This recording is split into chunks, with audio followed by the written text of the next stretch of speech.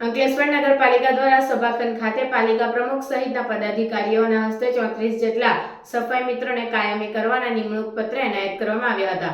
વર્ષ 2018માં સફાઈ મિત્રોની હંગામી ધોરણે ભરતી કરવામાં આવી હતી, જે 5 વર્ષ બાદ 34 સફાઈ મિત્રોને કાયમી કર્મચારી તરીકેની નિમણૂક પત્ર એનાયત કરવામાં આવ્યા હતા।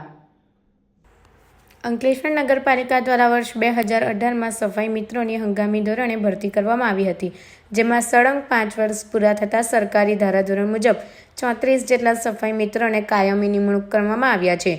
નગરપાલિકાના સભાખંડ ખાતે નગરપાલિકાના પ્રમુખ લલિતાબેન રાજપુરોહિત, ચીફ ઓફિસર કેશવ કોલડિયા, કારોબારી અધ્યક્ષ નિલેશ પટેલની ઉપસ્થિતિમાં સફાઈ મિત્રોને કાયમી નિમણૂક પત્ર એનાયત કરવાનો કાર્યક્રમ યોજાયો હતો, જેમાં 34 જેટલા સફાઈ મિત્રોને ઉપસ્થિત મહાનુભાવોના હસ્તે કાયમી કરવાના હુકમો એનાયત કરવામાં આવ્યા હતા। સાથે આ કાર્યક્રમમાં દર મહિને શ્રેષ્ઠ સફાઈની કામગીરી કરતા 3 સફાઈ મિત્રોને નગરપાલિકાના પ્રમુખ લલિતાબેન રાજપુરોહિતના હસ્તે 10-10 હજારના ચેક એનાયત કરવામાં આવ્યા હતા।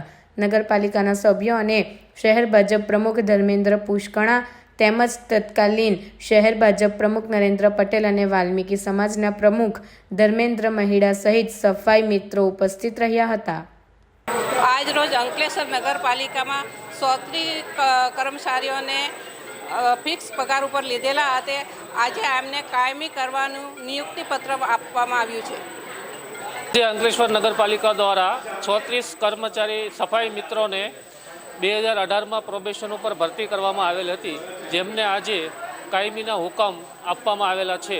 હવે પછી આજે 34 કર્મચારી સફાઈ મિત્રોને પીએફના તેમજ રજાના જે કાયમી કર્મચારીઓનો લાભ મળે એ લાભ પણ મળવાપાત્ર થશે। મારું નામ જયેશ જે ગુજ્જર છે।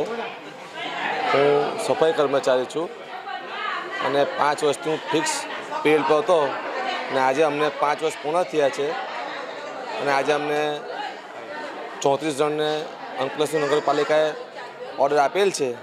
એ બદલ નગરપાલિકાનો ખૂબ ખૂબ અમે 34 જણ આભાર માનીએ છીએ અને સરકારશ્રીનો પણ આભાર માનીએ છીએ।